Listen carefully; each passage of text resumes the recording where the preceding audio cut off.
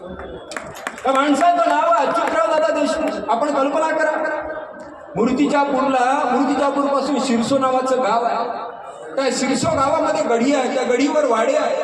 पूर्ण गाव देशमुखांचं, वाडे देशमुखांचे. आणि अशा वेळेला तिथं गुलाबराव नावाचे आसामी राहतात आहे, श्रीमंत आहे, भिकूबाई पत्नी आहे, मुलं बाळ आहे, सगळं ऐश्वर्य संपन्न आहे. पण दुर्दैवानं गुलाबराव वारले. त्या काळात पती गेले, त्यामुळे पत्नीला प्रचंड दुःख झालं.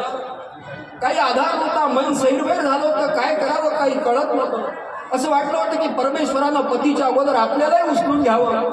आणि त्यावेळेला कळलं की बाजूच्या रूम मोचनला कोणीतरी एक साधू येतो आणि त्याचं कीर्तन होतं, जरा वेगळं कीर्तन आहे त्याचं. आणि म्हणून त्यावेळेला भिकूबाई रूम मोचनला कीर्तन ऐकण्यासाठी गेल्या.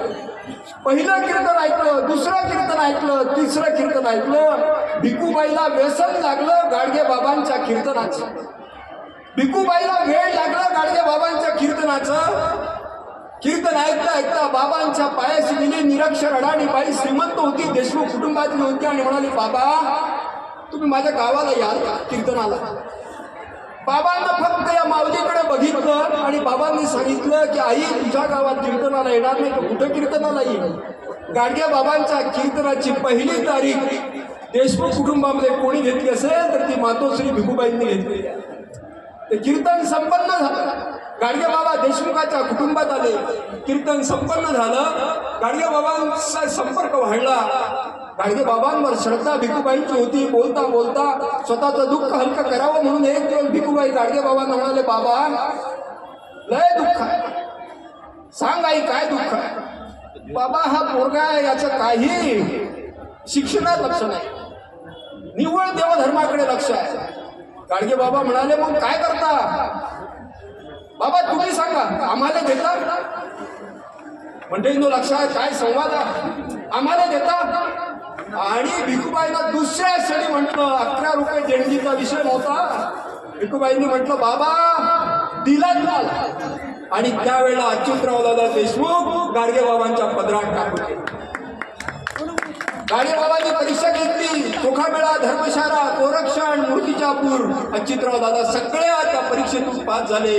अच्युतराव दादांचं प्रत्यक्ष दर्शन आपण घेतलेलं आहे, मला देखील घेण्याचं भाग्य प्राप्त झालं. भरत भाऊ, अच्युतराव दादांचं एकच वाक्य मला लक्षात आहे. मला म्हणाले, सर अरे इलेक्ट्रिकचा पंखा काय फिरत असे गाडगे बाबा फिरायचे. मी म्हटलं, दादा तुम्ही तर तसेच आहात. आणि त्यावेळेला अच्युतराव दादा देशमुखांनी गाडगे बाबांच्या सेवेचा वसा घेतला. शरीर थकलं होतं, अनंताच्या प्रवासाला जाणार होतं. आणि आपल्यानंतर हा वसा केवळ वारसा न सांगता सेवेचा वसा हे व्रत कोण चालवे. आणि त्यावेळेला देखील तहसीलदार होणाऱ्या आपल्या मुलाला अच्युतराव दादांनी सांगितलं की तुम्हाला हा केवळ वारसा सांगायचा आहे, तो वसा चालवायचा आहे. आणि तो वसा आणि वारसा चालवणारे बापूसाहेब देशमुख.